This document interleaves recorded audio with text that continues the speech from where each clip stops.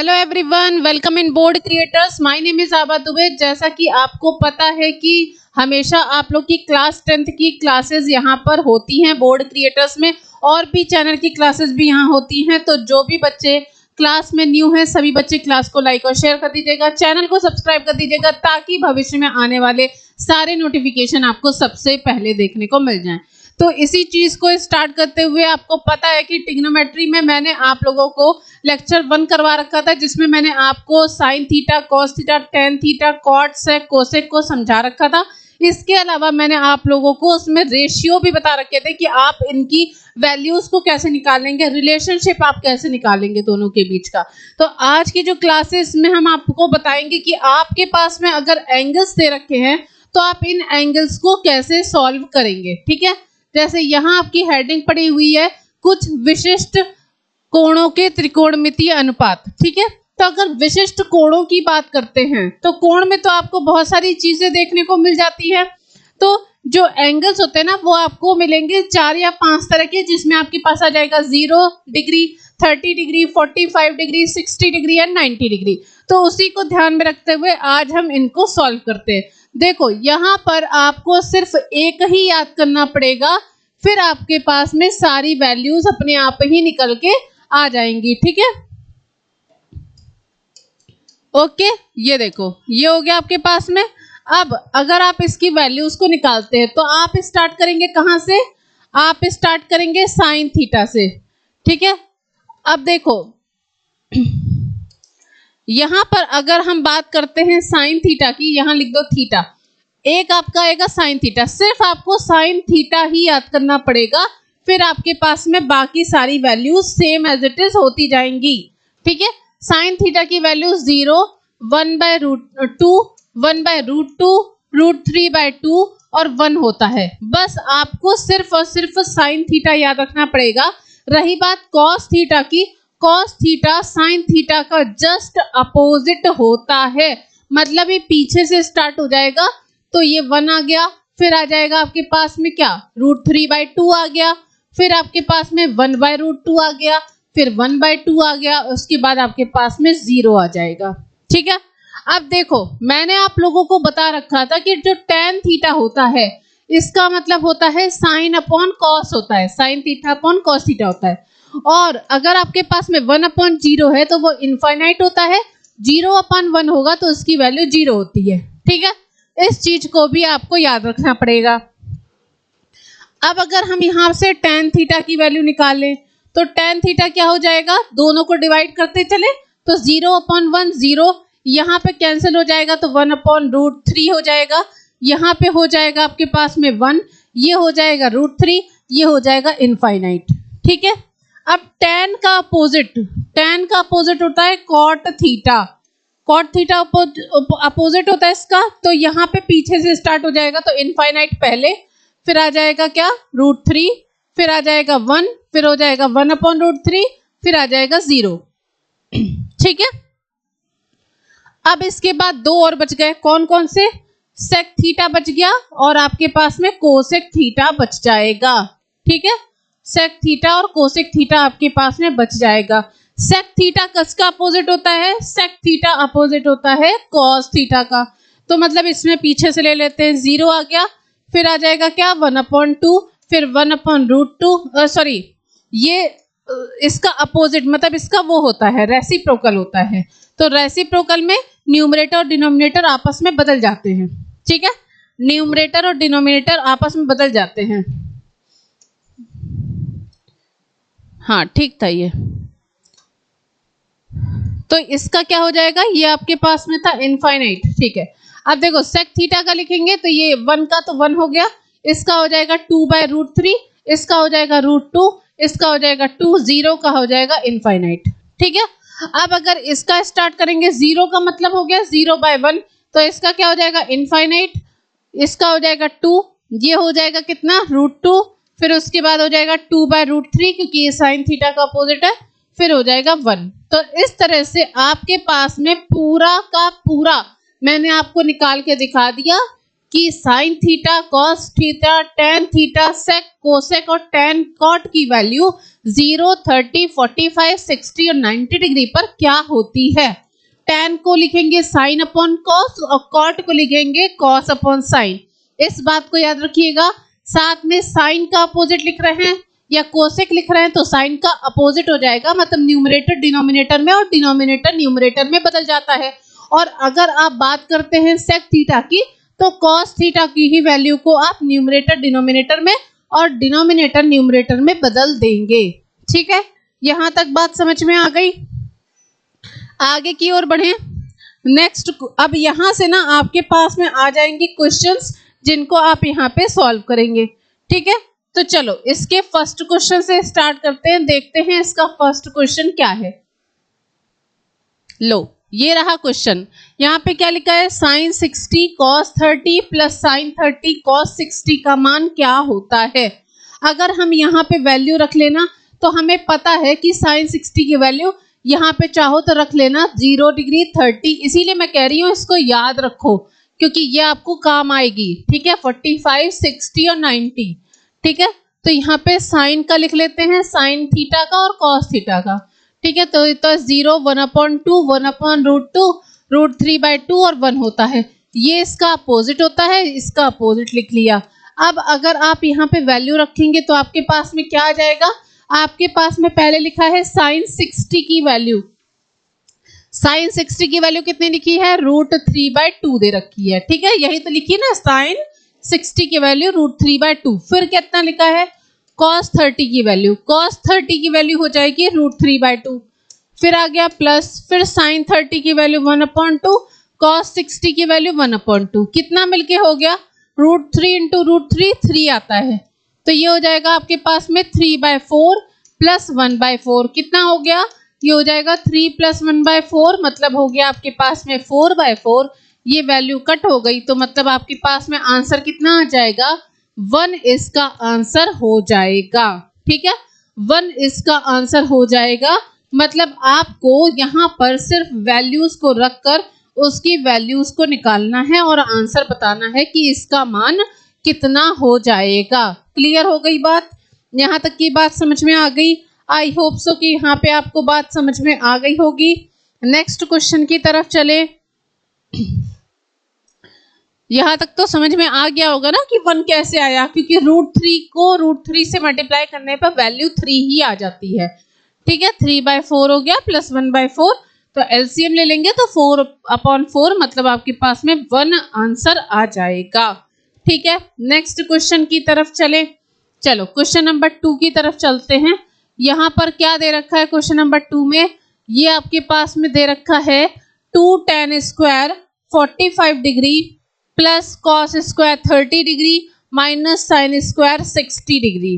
ठीक है, देखो अगर आपको पता है tan 45 का मान ना 1 होता है, tan 45 का मान कितना होता है, 1 होता है। यहाँ पे आप लिखना चाहें तो लिख लीजिएगा, tan 45 डिग्री का मान 1 होता है, cos 30 का मान कितना होता है, √3/2 होता है, और sin 60 का मान भी आपके पास में √3/2 ही होता है। ठीक है, इस वैल्यू को ले जाके यहाँ पे पुट करेंगे तो ये हो जाएगा 2 × 1 का स्क्वायर प्लस √3/2 का स्क्वायर हो गया, क्योंकि cos स्क्वायर की वैल्यू चाहिए, माइनस √3/2 का स्क्वायर हो गया। अब देखो ये कितना हो जाएगा, 2 × 1 हो जाएगा, 1 का स्क्वायर 1 ही होता है। ये हो जाएगा 3/4, माइनस का हो गया 3/4। ये दोनों वैल्यू तो आपस में कट गई क्योंकि एक वैल्यू प्लस में है और दूसरी वाली वैल्यू माइनस में है, तो ये आपस में प्लस माइनस वाली वैल्यू कैंसिल हो गई। तो आपके पास में कितना बच जाएगा, आप बोलोगे सिर्फ आपके पास में 2 बच जाएगा। यही आपका फाइनल आंसर हो जाएगा। ठीक है ना, 2 आपके पास में राइट आंसर हो जाएगा, तो आप बोलेंगे यही आपका फाइनल हो जाएगा क्वेश्चन नंबर 2 का। बात समझ में आ गई, बात समझ में आ गई सभी बच्चों को। आगे की ओर बढ़े। चलो नेक्स्ट क्वेश्चन पे चलते हैं, देखते हैं नेक्स्ट क्वेश्चन पे क्या दे रखा है। ठीक है, क्वेश्चन नंबर 3। क्वेश्चन नंबर 3 में आपके पास में दे रखा है, ये रहा, यहाँ पे आपके पास लिखा है cos 45 degree upon sec 30 degree plus cosec 30 degree का मान आपको बताना है कितना होगा।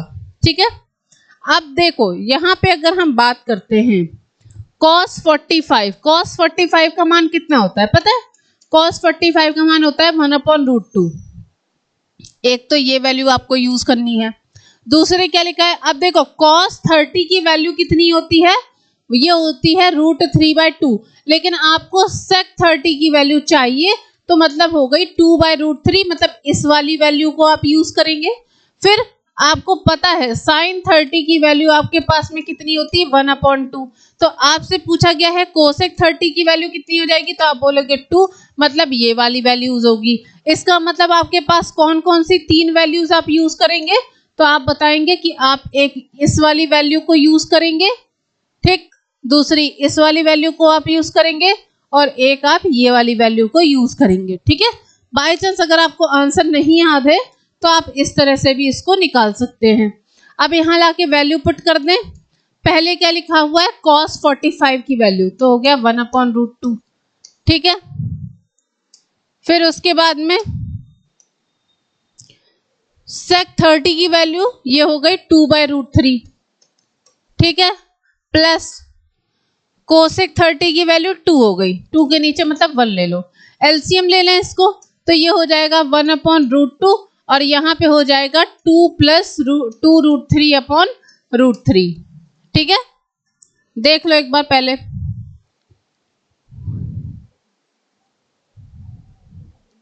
ठीक है, यहां तक तो बात समझ में आ गई होगी कि यहाँ पे हम लोग इस फॉर्म में इसको लिख सकते हैं। ठीक है, आगे की ओर सॉल्व करें इसे। अब देखो इसे अगर हम आगे की ओर सॉल्व करते हैं तो मतलब इस तरह से हो जाएगा, ये यहाँ पे लिखेंगे इक्वल, ये हो जाएगा 1/√2 हो गया, साथ में ये √3 ऊपर चला गया, नीचे आ जाएगा 2 ब्रैकेट में आ गया 1 + √3। अब 1 + √3 का रेशनलाइजेशन तो करना ही पड़ेगा, तो रेशनलाइजेशन का मतलब क्या होता है कि आप उसी नंबर से ही ऊपर नीचे मल्टीप्लाई करेंगे और डिवाइड करेंगे, लेकिन अगर वैल्यू आपके पास में प्लस में है तो वैल्यू माइनस से मल्टीप्लाई करेंगे, अगर माइनस में है तो वैल्यू प्लस से मल्टीप्लाई करेंगे। तो ये वैल्यू आपके पास में कितनी आ जाएगी, यहाँ पे आ जाएगी √3/2√3, 2√2 यहाँ लिख लो, यहाँ हो जाएगा 1 - √3 और यहाँ पे हो जाएगा 1 - √3 का स्क्वायर मतलब 3। ठीक है, तो ये कितना हो जाएगा सॉल्व करने पर, ये आपको मिल जाएगा √3 1 - √3 डिवाइडेड बाय -2 हो जाएगा, तो -4√2, ये हो गया -4√2, ये आपके पास में आ जाएगा। ठीक है, अब देखो यहां पर आपके पास में क्या हो गया 3 - √3/4√2, ये आप इसी फॉर्म में आप इसे छोड़ सकते हो। ठीक है, चाहो तो आप इसको क्रॉस मल्टीप्लाई मतलब ऊपर नीचे मल्टीप्लाई करके भी इसे सॉल्व कर सकते हो। एक काम कर सकते हैं, यहाँ पे इस वाले पोर्शन को हम कर देते हैं माइनस, ताकि आपको कोई भी दिक्कत ना आए, यहाँ पे सॉल्व कर देते हैं। ठीक है, यहाँ पर सॉल्व करने के लिए आपको हम दे देते हैं, तब आपको समझ में आएगा कि इसको किस तरह से करना है। ठीक है, अब देखो यहाँ पे हो जाएगा आपके पास में माइनस की वजह से ये साइन बदल जाएगा, तो मतलब हो गया √3, यहाँ हो जाएगा √3 - 1 डिवाइडेड बाय 4√2। अब √2 नीचे तो रख नहीं सकते, तो ऊपर नीचे भी √2 से मल्टीप्लाई कर देंगे, तो ये कितना हो जाएगा, अंदर इसको मल्टीप्लाई करेंगे तो ये हो गया 3 - √3 पूरे का मल्टीप्लाई √2 के साथ हो जाएगा डिवाइडेड बाय 8 हो गया, क्योंकि 4 × 2 हो गया। ठीक है, 4 × 2 हो गया, तो ये आपके पास कितना आ जाएगा 8 आ जाएगा। तो इसको अगर आप लिखेंगे तो क्या लिखेंगे, इसे आप लिख सकते हैं 3√2 - √6/8, ये आपके पास में राइट आंसर हो जाएगा। इस चीज को नोट रखिएगा कि अगर आपके पास में कोई चीज रूट में दे रखी है तो इसका आंसर आपके पास में सॉल्व करने के बाद आपको मतलब नीचे डिनोमिनेटर के फॉर्म में आपको कहीं से भी वैल्यू रूट में नहीं लिखनी है। ठीक है ना, रूट में आप उस वैल्यू को नहीं लिख सकते हैं। ठीक है, चलो क्वेश्चन नंबर 4 की तरफ चलते हैं। क्वेश्चन नंबर 4 में क्या पूछा गया है, ध्यान से देखना क्वेश्चन को। यहां लिखा हुआ है साइन 30 डिग्री, ठीक है, साइन 30। अब अगर साइन 30 की वैल्यू आपको पता है कि साइन 30 की वैल्यू कितनी होती है 1/2 प्लस tan 45 1 होता है, cos 60 अगर आप साइन 60 की वैल्यू निकालते हैं तो साइन 60 की वैल्यू होती है आपके पास में √3/2, लेकिन आपको कोसेक 60 चाहिए तो इसका मतलब हो जाएगा 2/√3, मतलब उसका जस्ट अपोजिट। तो यहाँ पे लिखेंगे आप 2/√3, ठीक है, डिवाइडेड बाय सेक 30। तो अगर cos 30 की वैल्यू लिखेंगे तो ये होती है आपके पास में √3/2। तो सेक 30 की वैल्यू कितनी हो जाएगी 30, तो ये हो जाएगा 2/√3, ठीक है, तो ये हो गया 2/√3। साथ में cos 60 का मतलब कितना हो गया, जो साइन 30 की वैल्यू होगी वो cos 60 की वैल्यू हो जाएगी, प्लस cot 45 1 हो गया, ठीक है। अगर आप यहाँ पे एलसीएम लेते हैं तो आपके पास में कितना आ जाएगा, 2√3 का एलसीएम हो जाएगा, तो ये हो जाएगा 1 प्लस 2√3 माइनस का 4, नीचे आ जाएगा 2√3, यहाँ पे भी कॉमन हो जाएगा, तो यहाँ पे आपको क्या मिल जाएगा 2 प्लस √3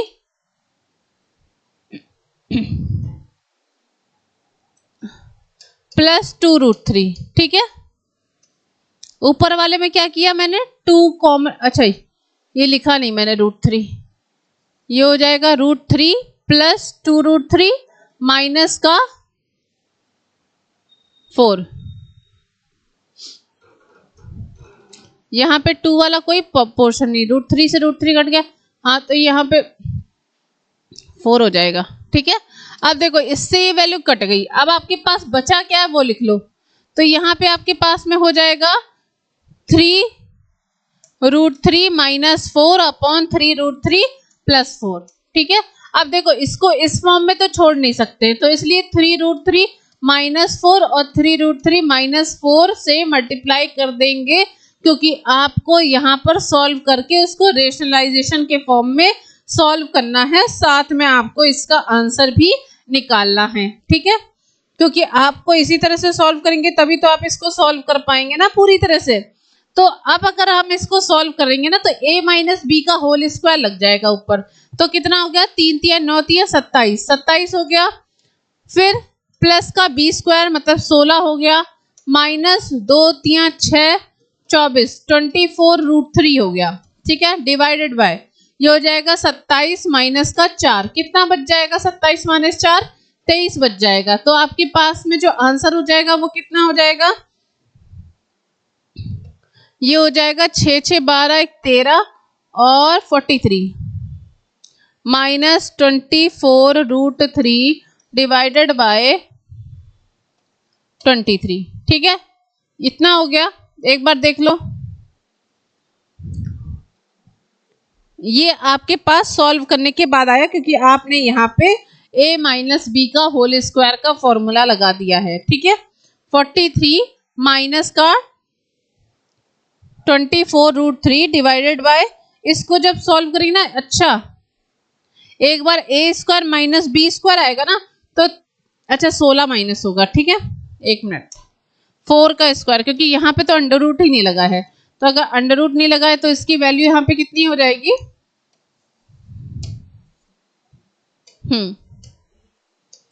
तो यहाँ पे कितना आ जाएगा 16 हो जाएगा, तो 16 का मतलब 11 बचेगा, ठीक है। बस यही आपका फाइनल आंसर हो जाएगा, ठीक है, ये आपके पास में फाइनल आंसर हो जाएगा।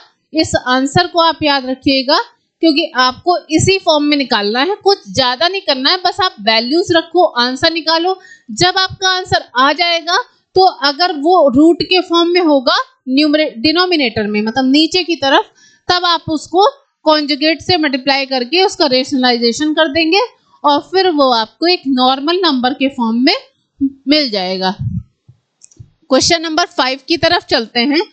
क्वेश्चन नंबर 5 में आपके पास में दे रखा है, ये रहा आपका क्वेश्चन, यहाँ लिखा है cos square 60 degree 5 cos square 60 degree plus 4 sec 30 degree minus tan square 45 degree divided by sin square 30 degree plus cos square 30 degree का मान कितना होता है। देखो कॉस 60 का मान जो होता है ना वो होता है 1/2, ठीक है। तो कितना लिखा है 5 × 1/2 का ये हो गया स्क्वायर प्लस 4 sec 30। sec 30 का मतलब जब cos 30 का मान आपके पास में √3/2 है ना, जब आपके पास में cos 30 का मान √3/2 है, इसका मतलब इसका मान 2/√3 हो जाएगा। इसका स्क्वायर हो गया माइनस ये हो गया 1 का स्क्वायर डिवाइडेड बाय ये हो गया 1/2 का स्क्वायर प्लस √3/2 का होल स्क्वायर। ठीक है, बात समझ में आ गई। अब इसको करें सॉल्व, तो ये आपके पास में कितना आ जाएगा, ये हो गया 5/4 प्लस 2 दूनी 4, 4 चौक 16, 16/3 माइनस का 1 डिवाइडेड बाय 1/4 प्लस 3/4। ठीक है, तो ये कितना आ जाएगा, यहाँ पे ले लो एलसीएम, 12 हो जाएगा एलसीएम, तो ये हो जाएगा 15 प्लस 64 माइनस 12 अपॉन 4/4, मतलब नीचे तो 1 ही बचेगा। अब इसको सॉल्व करेंगे तो ये कितना आ जाएगा, 5 4 9 79 माइनस 12 डिवाइडेड बाय 12 कितना आ जाएगा, ये 7 हो गया ये, और 67/12 ये आंसर आना चाहिए।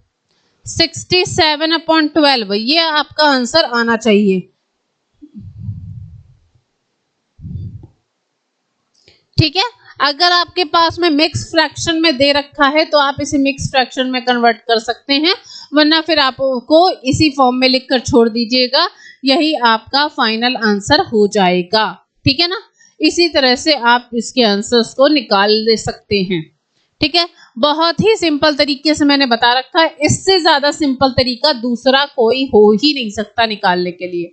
ठीक है, क्वेश्चन नंबर 6 पे चले। क्वेश्चन नंबर 6 में आपके पास में लिखा है 2 tan 30 plus 1 divided by 1 plus tan square 30 का मान कितना होगा। ठीक है, और इसके बाद में साथ में आपके पास में 4 ऑप्शंस भी दे रखे हैं, मतलब ये आपके पास में एमसीक्यू का क्वेश्चन है, आपको वैल्यू बतानी है इसकी कि कितनी होगी। देखो अगर हम tan 30 की बात करें ना, तो tan 30 का मान 1/√3 होता है। ठीक है, tan 30 का मान 1/√3 होता है, तो यहाँ पे क्या हो जाएगा 2 × यहाँ पे मत करो, इधर कर लेते हैं। ठीक है, तो यहाँ पे कितना हो जाएगा 2 × tan 30 मतलब 1/√3 डिवाइडेड बाय 1 प्लस 1/√3 का स्क्वायर। ठीक है, ये इसका स्क्वायर हो जाएगा, मतलब सॉल्व करेंगे तो ये कितना हो जाएगा 2/√3, यहाँ हो जाएगा 1 प्लस 1/3। सॉल्व कर लें इसे, 2/√3 अपॉन ये हो जाएगा 4/3। सॉल्व करेंगे तो 2/√3 × 4/3 हो जाएगा। अब देखो 3 तो ऊपर लिख नहीं सकते, मतलब इसे √3 के फॉर्म में लिख सकते, एक कैंसिल हो गया, तो ये आपको मिल जाएगा √3/2, जो कि आपके पास में पता है कि ये आपकी sin 60 की वैल्यू होती है। अगर नहीं पता है तो मैं यहाँ पे लिख दूं कि sin 60 की वैल्यू होती है √3/2, cos 60 की वैल्यू 1/√3 सॉरी। ठीक है, क्योंकि देखो जो आपके पास में cos 60 की वैल्यू होती है वो sin 30 की वैल्यू होती है, मतलब 1/2 हो जाएगी, tan 60 की वैल्यू √3 आ जाएगी, और tan 30 की वैल्यू 1/2, मतलब सिर्फ आपका ऑप्शन नंबर जो ए है वो आपके पास में राइट आंसर हो जाएगा। ठीक है, sin 60 डिग्री आपका राइट आंसर हो जाएगा। 6th का ए वाला पार्ट आपका राइट आंसर है। क्वेश्चन नंबर 6 का ए वाला पार्ट आपके पास में राइट आंसर हो जाएगा। ठीक है, नेक्स्ट क्वेश्चन पे चले। क्वेश्चन नंबर इसके सेकंड पार्ट पे चलते हैं, देखते हैं इसके सेकंड पार्ट में क्या दे रखा है। इसमें दे रखा है आपके पास में 1 minus tan square 45 degree upon 1 plus tan square 45 degree. देखो सभी बच्चों को पता है कि tan 45 का मान 1 होता है, मतलब 1 माइनस 1 1 प्लस 1, यही तो हो गया ना, 1 माइनस 1 अपॉन 1 प्लस 1। ऊपर की वैल्यू कट हो गई, 0.2 और 0 को किसी भी नंबर से डिवाइड करेंगे तो आंसर आपके पास में 0 ही आएगा, 0 ही आएगा। ठीक है, अब यहाँ लिखा 1090 इनफाइनाइट होता है, 1 ये हो नहीं सकता। sin 45 के मान 1/√2 होता है, तो ये भी नहीं हो सकता, ये भी नहीं हो सकता। आपका सिर्फ एक ही आंसर सही है, वो है ऑप्शन नंबर डी। क्योंकि आपके पास में 0 आ रहा है तो आप बोलेंगे ऑप्शन नंबर डी आपके पास में क्वेश्चन नंबर 7 का डी वाला आंसर आपका राइट आंसर हो जाएगा। क्लियर हो गई बात? यहाँ तक सभी बच्चों को समझ में आ रहा है? आई होप सो कि आप लोग को ये चीज समझ में आ गई होगी। नेक्स्ट क्वेश्चन की तरफ चलते हैं, क्वेश्चन नंबर 3, मतलब इसी का एक और पार्ट है, 8 वाला क्वेश्चन। देखते हैं इसमें क्या लिखा है। ओके, यहाँ पे लिखा हुआ है आपके पास में sin 2a की वैल्यू 2 sin a दे रखा है। तब आपको बताना है कि a का मान क्या होगा, a का मान आपको बताना है क्या होगा। देखो, या फिर आप सारी वैल्यूज को रख रख के चेक कर लो, ठीक है ना, सारी वैल्यूज को आप रख रख के चेक कर लो तो वो आपके लिए ज्यादा सही होगा। बाई चांस अगर आप यहाँ पे वैल्यूज नहीं रखोगे तो आपके आंसर्स में आपको प्रॉब्लम हो जाएगी। ठीक है, देखो एंगल्स ही रखने की ही वैल्यू बतानी है, तो आप यहाँ पे कुछ भी वैल्यू रख के देखते हो। जैसे कि मैंने अपने लिख लिया sin 2a, तो एक बार theta is equal to a की जगह पे, मतलब a की जगह पे आप रख लो 0 डिग्री। ठीक है, तो sin 2 इंटू 0 है ना, तो कितना हो गया sin 0। sin 0 का मान कितना होता है 0। LHS आ गया। अब RHS की वैल्यू क्या लिखी है 2 sin a, यहाँ पे वैल्यू रखते हैं तो 2 sin 0 डिग्री हो गया, तो 2 इंटू 0 0 आ गया। तो मतलब LHS RHS 0 डिग्री पे बराबर हो जाएगा। इसका मतलब क्वेश्चन नंबर 8 का ऑप्शन नंबर ए आपके पास में राइट आंसर हो जाएगा। ठीक है ना, मतलब LHS और RHS दोनों ही बराबर आ रहे हैं 0 डिग्री पे, तो आप कह सकते हैं कि A की वैल्यू आपके पास में 0 डिग्री होगी। ये आपके लिए तब है जब आपको यहाँ पे फॉर्मूले नहीं पता है, लेकिन जब आप बोर्ड एग्जाम दोगे ना तो बोर्ड एग्जाम के टाइम तक आपको सारे फॉर्मूले याद हो चुके होंगे, और जब आपको सारे फॉर्मूले याद हो चुके होंगे तब आप इस फॉर्मूले को यूज ही नहीं करोगे। ये फर्स्ट मेथड है, ठीक है ना। अब हम यहाँ बताने जा रहे हैं इसका सेकंड मेथड, उसको भी देख लो। उसमें क्या है, sin 2a का फॉर्मूला होता है 2 sin a cos a। 2 sin a cos a होता है बराबर क्या हो गया 2 sin a दे रखा है। ठीक है, अब देखो 2 से 2 कट गया, sin a से sin a कट गया, बचा कितना cos a is equal to 1। 1 किसकी वैल्यू होती है cos 0 डिग्री की, तो a की वैल्यू कितनी आ गई 0 डिग्री। जो इंटेलिजेंट वाला बच्चा है जिसने पूरी मेरी क्लास ट्रिग्नोमेट्री के फॉर्मूलों से रिलेटेड ले रखी होगी, या जिन्होंने भी ट्रिग्नोमेट्री का वन शॉट या लेक्चर कुछ भी पढ़ रखा होगा, तो उन्हें पता होगा कि आभा मैम ने क्या बताया था कि आपके पास में निकालने के 2 तरीके हैं। अभी तक आपको फॉर्मूले नहीं पता है इसलिए इस वाले को यूज कर सकते हैं आप, लेकिन जब आपको फॉर्मूला पता लग जाएगा, जब आपकी पूरी ट्रिग्नोमेट्री खत्म हो जाएगी, तब आप उस वाले फॉर्मूले को यूज करेंगे। ठीक है ना, तब आप उस वाले फॉर्मूले को यूज जरूर करेंगे। ठीक है, क्लियर हो गई बात। नेक्स्ट क्वेश्चन नंबर 9 की तरफ चलते हैं, देखते हैं क्वेश्चन नंबर 9 में क्या दे रखा है। देखो यहाँ पे लिखा है आपके पास में 2 tan 30 degree divided by 1/1 minus tan square 30 degree का मान कितना होता है। ठीक है ना, यहाँ पे आपको बताना है कि इसका मान क्या होगा। अब देखो tan 30 का मान होता है ना 1/√3। ठीक है, कितना होता है 1/√3, वैल्यू रखिए तो ये हो जाएगा 2 इंटू 1/√3 डिवाइडेड बाय 1 माइनस 1/√3 का स्क्वायर। सॉल्व कर ले इसे तो ये हमें मिल जाएगा 2/√3 डिवाइडेड बाय 1 माइनस 1/3। सॉल्व कर लेते हैं इसे तो ये हमें मिल जाएगा 2/√3 और यहाँ मिल जाएगा 3 में से 1 गया 2/3। 3 का मतलब हो गया √3 को 2 बार मल्टीप्लाई कर देंगे। अब देखो 2 से 2 चला गया, √3 से √3 चला गया, बचा कितना √3। ये किसकी वैल्यू होती है tan 60 डिग्री की वैल्यू होती है। √3 जो है वो tan 60 डिग्री की वैल्यू होती है। ठीक है, क्योंकि अगर आप कोई और ऑप्शन चेक करेंगे ना तो cos 60 की वैल्यू 1/2 हो जाएगी, sin 60 की वैल्यू √3/2 हो जाएगी। ठीक है, साइन 30 की वैल्यू 1/2 हो जाएगी, लेकिन tan 60 की वैल्यू √3 होती है, इसलिए आपका ऑप्शन नंबर सी वाला राइट आंसर हो जाएगा। बात समझ में आ गई? बात समझ में आ गई ना? निकालने का तरीका देख लो, इसको रटना नहीं है, समझ समझ के करना।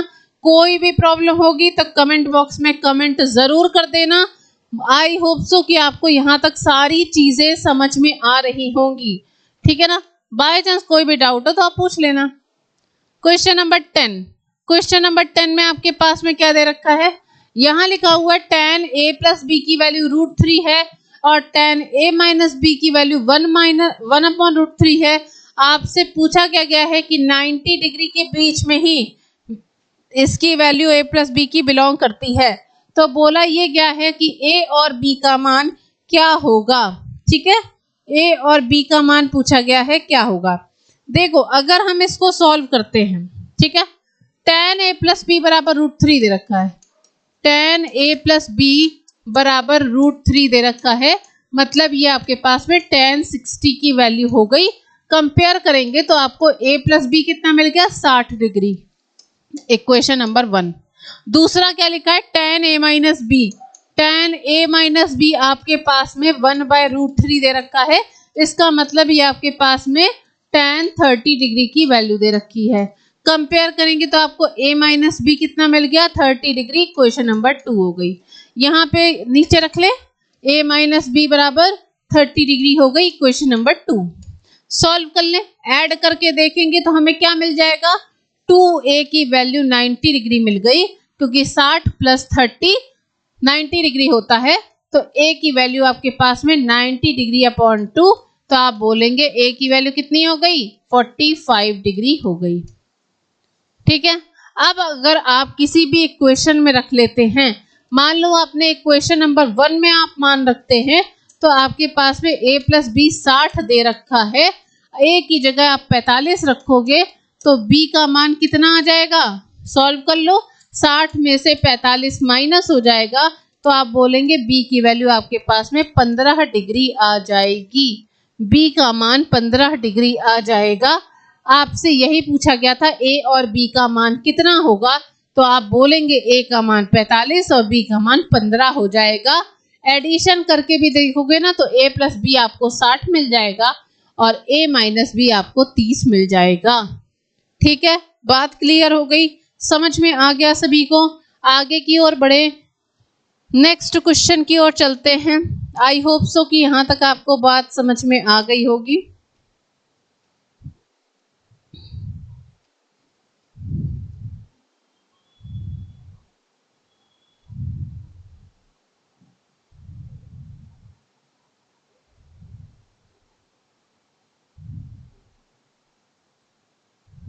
ठीक है, आगे की ओर चलें, नेक्स्ट क्वेश्चन की तरफ चलते हैं।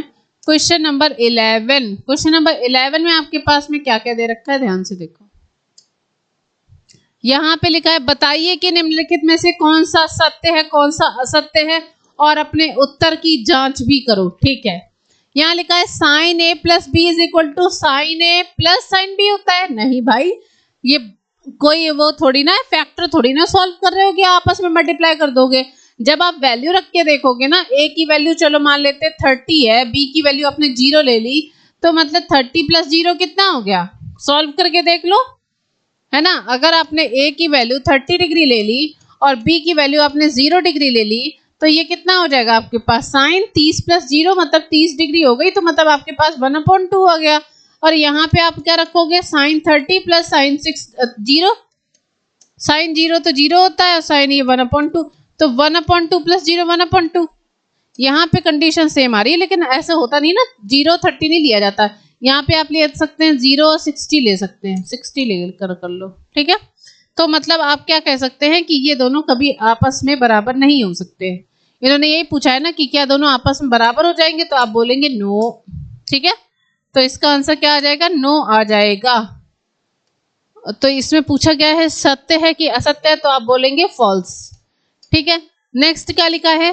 थीटा में वृद्धि होने के साथ साथ साइन थीटा का मान भी बढ़ता है। यस, पहले कितना होता है? 0 डिग्री, फिर कितना होता है? सॉरी, पहले 0 होता है, फिर 1/2 होता है, फिर 1/√2 होता है, फिर √3/2 होता है, फिर 1 होता है। तो मतलब 1 से बड़ा तो फिर कोई नंबर हो ही नहीं सकता, तो मतलब ये वाला ट्रू है। तो जब साइन के लिए सही है तो ट्रू के लिए फॉल्स हो जाएगा, कॉस के लिए।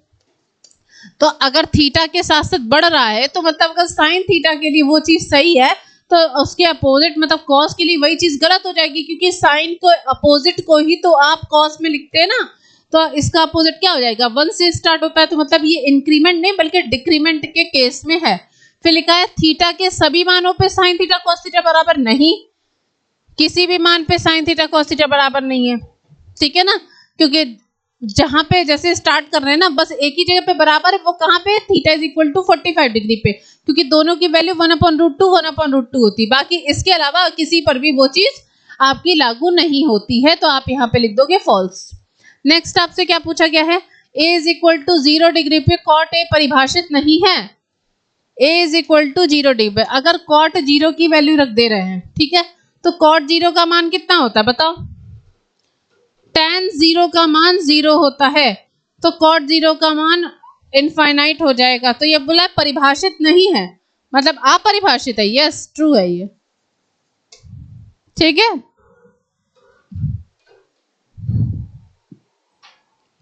बात सभी को समझ में आ गई, इस तरह से आप इसको लिख सकते हैं, ट्रू हो जाएगा ये वाला। क्लियर हो गई बात।